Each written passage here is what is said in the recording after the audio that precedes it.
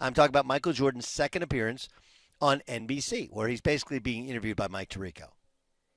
Take a listen to what MJ had to say on the insights to excellence in regards to load management. What do you think of when you hear the term load management thrown around? It shouldn't be needed, first and foremost. I never wanted to miss a game because it was an opportunity to prove. It was something that I felt like, the fans are there to watch me play. I want to impress that guy way up on top who probably worked his ass off to get a ticket or to get money to buy the ticket. You have a duty that if they're wanting to see you, and as an entertainer, I want to show, right? If the guys are coming to watch me play, I don't want to miss that opportunity. Now, physically, if I can't do it, then I can't do it. But physically, if I can do it and I just don't feel like doing it, that's a whole different lens. There you go. There you go. Yeah. If I can do it, then I will do it. I think what's fascinating, and we've heard these arguments before. Barkley's talked about it.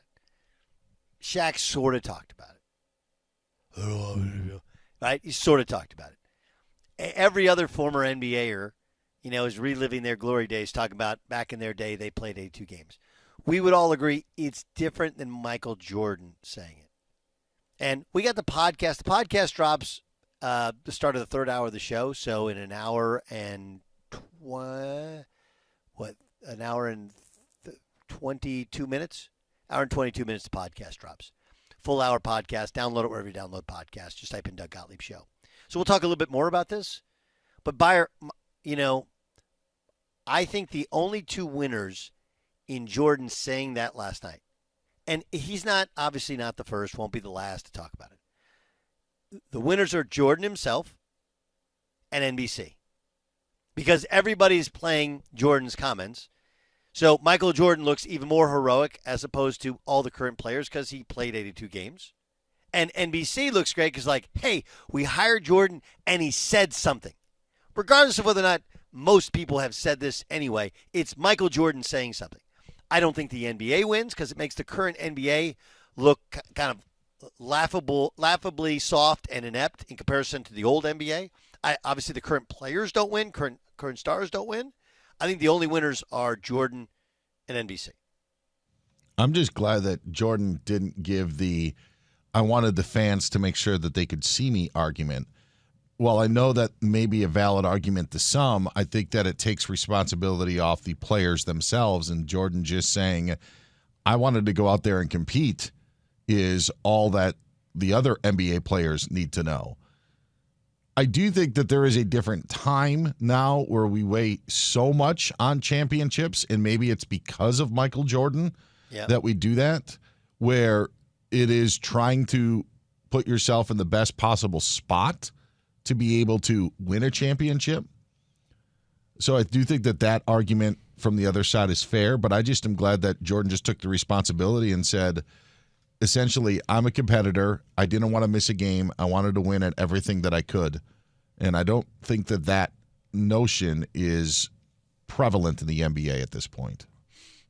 I don't know. The one thing I will tell you, and I'm going to agree and then sort of disagree with you, Dan, so stick with me. I agree with you that it feels like championships are way more like we as media members have created this. If you didn't win a championship, you didn't do anything.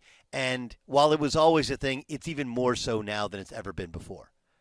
I will point out, though, that during the rise of Jordan, right, that was when Magic and Bird were dominating the league, and they were judged purely based upon the number of championships won, and Jordan was the guy that everyone said he's the best player ever, but he's never won a championship, so we can't. And then he started winning championships and, essentially didn't lose one, with the exception of the year that he returned, and he's wearing 45. The point I'm saying is I think I agree with you in that the 24/7 news cycle, which didn't exist back then, has pushed even more so to the championships or nothing. But it was a thing when he was playing that solidified you as the all-time greats in terms of did you win a championship and number of championships won. So, again, it's probably smarter, right? It's probably smarter to do it this way. Here's the counterintuitive part, the part that doesn't make sense. all of these doctors are using data and saying you're more likely to get injured if you play more. You have to manage people's body. You have to manage the amount of time on the court. What's crazy about it is we didn't have this rash of Achilles injuries then. We didn't. We didn't have guys missing games. It's really similar. Well, this is a stretch. It's really similar to anything. Like, we didn't test for things back then, and it's no different than like autism rates. Right? Like, they're through the roof now.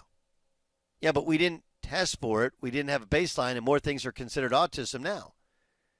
Or mental health in terms of people doing harm to themselves or committing suicide. We have more access to mental health than we've ever had, and yet there's a greater mental health crisis than we've ever had before. They have better medicine. They travel better. They're taken care of better. They practice less. The equipment is better. They play fewer games, and yet there's more injuries. It doesn't make any sense. It is counterintuitive. But last night, none of that mattered.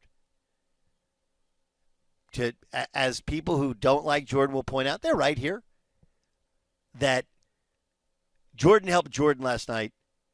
Jordan helped NBC last night. I don't think anybody else has really helped last night.